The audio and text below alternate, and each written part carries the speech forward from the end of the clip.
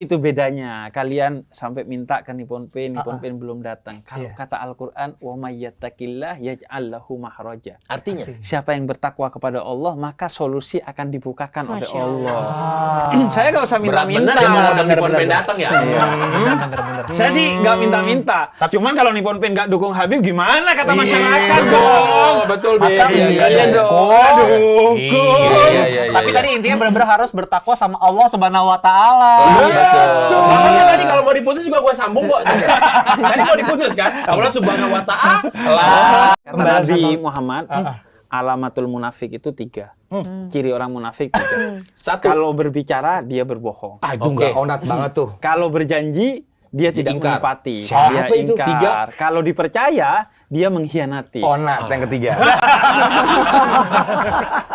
Karena tadi maksudnya ngapain bokap gue presentasi sound system ke you gitu. Maksudnya Itu. apa? Ini bagus nih pertanyaan. Bagus. Karena gue dapat informasi yang penting banget dari bokap lo. Apa, Bib? Ada 143.000 masjid di Jawa Barat saja. Ternyata hanya 10% yang secara audio itu memenuhi syarat. Oke. 90% yaitu 130.000 lebih itu tidak memenuhi syarat secara audio. Terus? Padahal dalam Islam sound system masjid itu harus dibilalkan. Artinya dibuat indah, jangan sampai mengganggu, justru memberikan kehangatan bagi siapa yang mendengar. Tapi dulu nyokap gue waktu muda aja, dia kan suka clubbing dulu waktu muda. Nah, Loh, kok nggak temu tadi, Bor? Bos, beda bahasanya, Bos. Beda bahasanya, Bos. tapi clubbing halal dia kagak minum nggak apa, tapi pulang pagi tetap sholat subuh. Ya, tapi mohon maaf ya, Tahajud. clubbing halal itu 2 kata lucu sih. Iya juga ya. Iya juga ya. Maksudnya banyak loh. joget aja ajojing gitu loh katanya dia ya. Tapi Oh, katanya ajojing Mang Oleh. Iya enggak kayak gitu juga dong, kesannya tuh kayak joggingnya gimana? ya emang gimana sih joget Karena kalau ajojingnya dulu. Dia udah hijrah loh, jangan disuruh. Jangan dibuka-buka lagi masa-masa silam. Betul. Tapi nggak minum dulu, nggak minum alkohol gitu ya katanya ya. Sama sekali enggak Ya lah. santai dong. Iya. Benar kata Boris, kalau di surah Al-Imran itu 3 hal yang dilakukan oleh ibunda dan ayahanda Sayyidah Maryam kepada Sayyidah Maryam sehingga beliau menjadi begitu mulia, itu ketika sebelum lahir itu diperdengarkan ayat-ayat suci Al-Quran dan dinazari dengan kata-kata dan sumpah-sumpah yang mulia. Sumpah dari di dalam perut ya? Iya, jadi nazar nanti kalau anak saya lahir akan begini, diperdengarkan Al-Quran. Jadi sejak di dalam perut itu sebenarnya transfer rasa, transfer knowledge itu perlu. Iya. Itu dari ibu dan bapak. Dari ibu dan bapak. Oke. Nah, tapi yang utama itu adalah ibu, karena kalau ibu kan memiliki hubungan fisik dengan anak yang ada di dalam kandungannya. Iya. Makanya kalau ibu tuh mungkin cenderung akan lebih care walaupun anaknya sudah sampai dewasa ya, Bib ya. Betul. Misalkan tetap bantu mendoakan anaknya walaupun udah dewasa anaknya gitu. Iya. Tanpa diketahui anaknya. Iya, selama-lamanya seorang anak itu adalah anak di mata ibunya kan. Termasuk curhat-curhat mamanya Vidi ke Habib. Oh, Masya Allah. Ntar lu deh, Kalau mamanya Vidi mungkin doa terbesar kepada Vidi apa? Ya pastinya selama hidupnya berkah. Amin. Dan selalu bisa memberikan kebahagiaan untuk banyak orang, untuk banyak manfaat. Pastinya untuk sayang sama mama papa dan untuk bikin bahagia mama papa dunia akhirat, bukan dunia aja. Nah, itu dia. Tapi Mungkin doa terbesarnya apa, Tante? Yang pernah diucapkan pasti ya? tante ada ya harapan. Harapannya yang tanpa Vidi tahu. Ternyata sama ibu. Ini cuma Ini ngeri eksklusif. banget deh. Hanya ada di login season 3. Eksklusif. Nggak pernah di mana-mana ini, tante. Ada sebenarnya, tapi Ini ngomong sama Habib. ngomong sama Vidi juga, Ngomong sama yang mana sih? yang harapan mama, Udah, doa kita lanjut ke mama. room tadi yuk.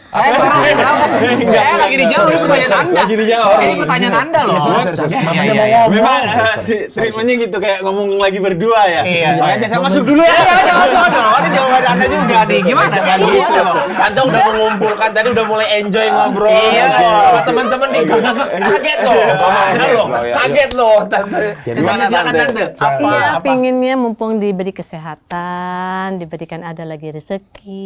Amin. Mudah-mudahan Allah manggil untuk Vidi dengan Sheila untuk bisa menunaikan ibadah haji. Amin.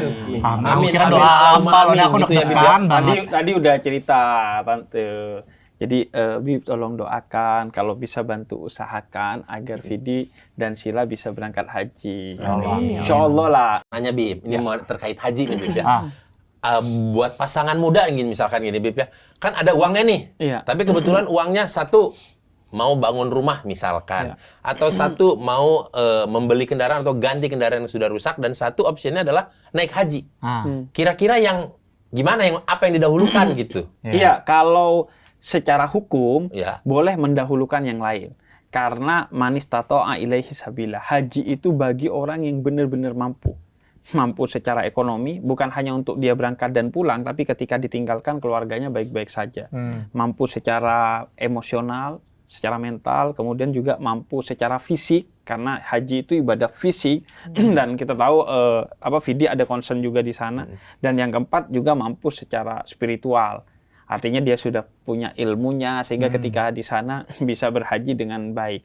Tapi kalau secara etis memang sebaiknya ya kita mendahulukan Allah di atas segalanya. Ya. La tarfa'u aswatakum fawqa sautin nabi. Jangan kamu meninggikan segala sesuatu melebihi ketinggian Nabi Muhammad dan Allah.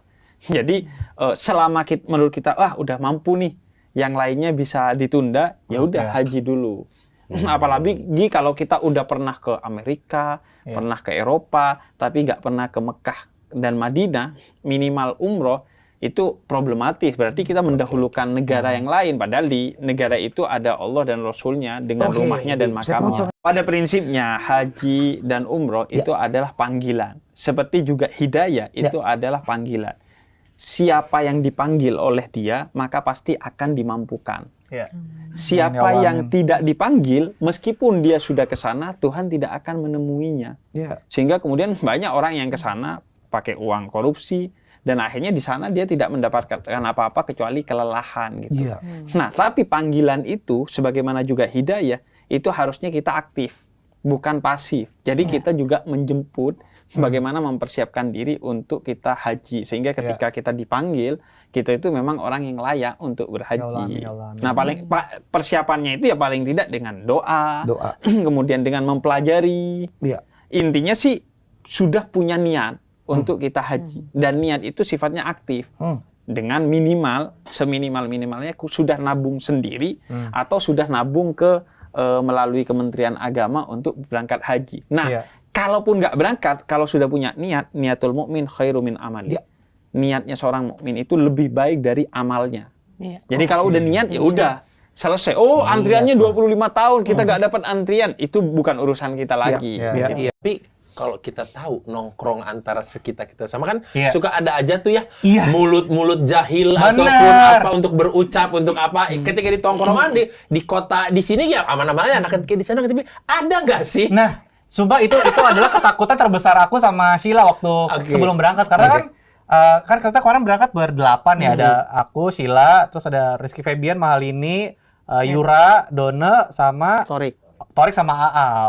Maksudnya kita berdelapan ini nggak pernah sebelumnya yang kumpul di Jakarta secara sering tuh belum pernah gitu. Jadi kita nggak intens. Jadi paling ketemu sama Aal doang atau ketemu sama kepisah-kepisah lah. Dan ada kekhawatiran, aduh dia kan pengennya ibadah secara serius 10 hari ke depan, takut banget gitu. Tapi nggak tahu, alhamdulillah banget kemarin ke sana dari Jakarta tuh kayak kita terjaga aja semuanya gitu, terjaga lisannya, terjaga semuanya, malahan banyak dapet opportunity untuk kayak cari tahu untuk meningkatkan teknik ibadah kita gitu di sana rame-rame. Beragama lah gitu ya. Kalau gue Islam. Waduh, gue kebayang lu Islam ya? Iya sabar. Bukan apa?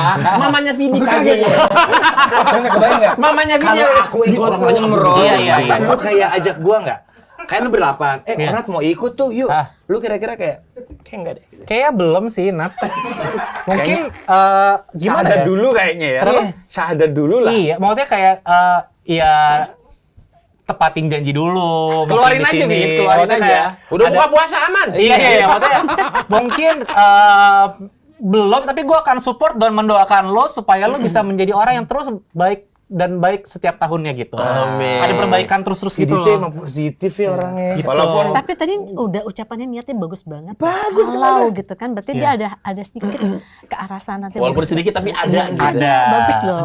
Mau nanya Tante, kan buat Kayaknya kalau saya melihat ya, Tante itu punya pemandangan yang luar biasa ketika Vidi pergi umroh dengan teman-temannya gitu ya. Di luar kata mampu, tapi juga wah ini gengsi anak muda ini kok positif sekali dalam beragama gitu. Nah, kalau Tante apa perasaannya ketika melihat Vidi dan Sila maksudnya dengan geng-gengnya itu kayak senang banget dan mereka benar-benar serius ternyata gitu loh untuk beribadah. Ternyata tuh betul Tante sebelumnya kayak Bukan maksudnya gini loh. Tapi iya kan maksudnya kan namanya juga anak muda ya mungkin karena mereka punya uang ikutan aja gitu. Tapi ternyata enggak gitu loh. Mereka benar-benar menjalankan ibadah dengan sebenar-benarnya gitu dan serius gitu. Sampai ada beberapa momen di sana waktu lagi umroh tuh kita nelpon Habib untuk nanya hal-hal yang kita mungkin perlu tanyakan di sana, Habib ya. Betul. Dan ini kalau di Islam tuh kan kalau orang tua baik itu sesuatu yang biasa.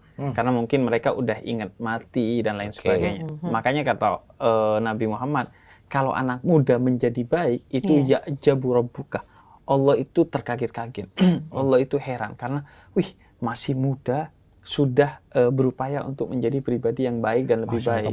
Iya kan, amin ya Allah. Ciri orang yang diterima umrohnya itu ketika dia pulang, dia itu lebih baik.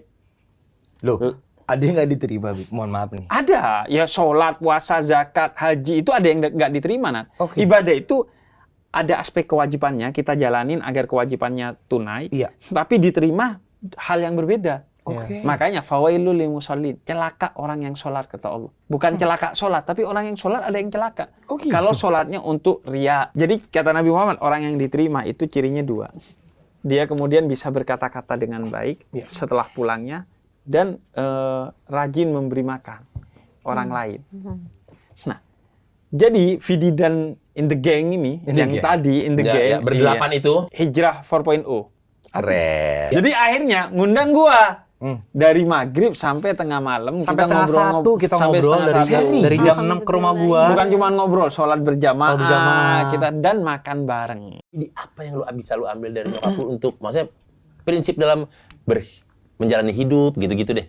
Yang ambil dari nyokap, yang lu lihat dari nyokap ya gitu. Banyak juga traits kayak kelembutan sih dari mama sih. Maksudnya aku kan anak pertama laki yang kayak dari dulu tuh ya secara tidak langsung di force untuk nggak dipaksa sih, lebih kayak ada tekanan untuk bisa yang paling pinter lah, yang paling harus ranking segala macam. Nah, dan aku kadang suka keras sama diri sendiri gitu. Nah, tapi ngelihat ada sosok mama di rumah tuh ada versi kelembutannya yang aku lihat gitu. Jadi aku ngelihat betapa mama tuh kalau misalnya menghadapi ada ujian atau cobaan apapun itu besar sekali hatinya, dan kayaknya dulu tuh aku ngerasa dia tuh selalu larinya ke agama gitu, dan dulu aku belum punya itu gitu. Dan makin gede terutama beberapa tahun terakhir gitu, ternyata aku menemukan bahwa ada sisi apa ya, sisi kedamaian yang aku dapatkan saat aku udah mentok dikasih ujian, nggak tahu mau kemana lagi di dunia ini,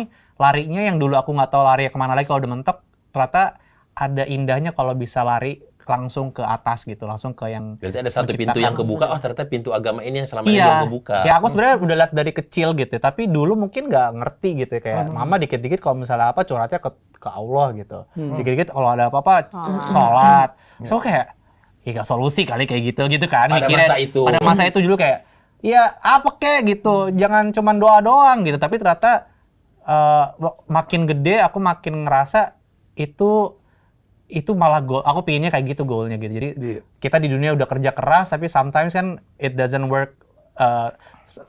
The world doesn't work kayak sesuai dengan apa yang kita mau gitu. Dan kadang-kadang emang harus larinya ke atas, dan mungkin kita jadinya lebih berserah gitu.